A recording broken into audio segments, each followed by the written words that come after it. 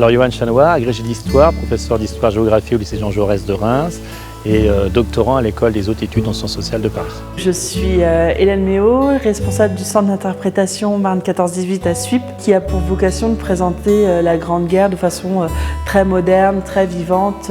Il y a une soif d'histoire en France qui concerne toutes les époques et plus particulièrement la Grande Guerre. On le voit au succès que connaissent toutes les manifestations, les conférences, les films, les visites de sites. La Grande Guerre a marqué profondément la France, en général et Reims et sa région en particulier. Et donc les traces de la Grande Guerre sont encore visibles aujourd'hui, comme on le voit par exemple sur le patrimoine urbain de Reims. Aujourd'hui, c'est nécessaire de commémorer la Grande Guerre parce que ça fait partie de l'histoire de France. On n'a plus de contemporains, on n'a plus de poilus de la Grande Guerre aujourd'hui qui sont là pour témoigner. Donc on fait un peu office de relais pour transmettre, surtout aux jeunes générations, leur expliquer l'histoire, ce qui s'est passé et pour que eux ensuite, quand ils se trouvent sur le terrain, puissent mieux comprendre ce qu'ils ont sous les yeux. Alors 4 réductours en tout seront proposés en 2015, 3 dans la Marne et 1 dans les Ardennes. L'intérêt, c'est de discuter autour de la notion fondamentale du tourisme de mémoire.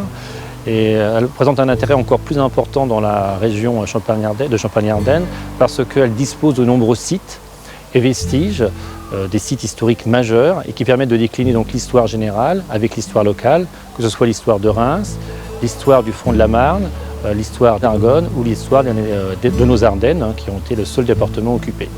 Alors, ces réductours seront l'occasion pour découvrir ou redécouvrir des sites majeurs, très bien conservés et qui permettent justement de décliner la grande histoire avec l'histoire plus locale. Ça permet à chacun d'approfondir ses connaissances sur le sujet 14-18.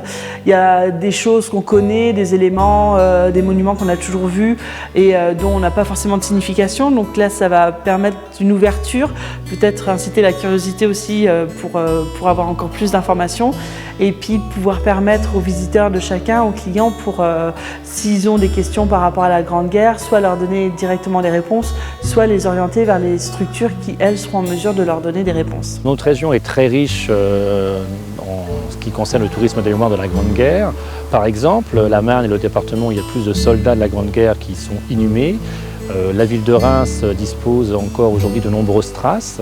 Donc on a un patrimoine extrêmement extraordinaire, très varié, pluriel, etc., que tout le monde ne connaît pas forcément.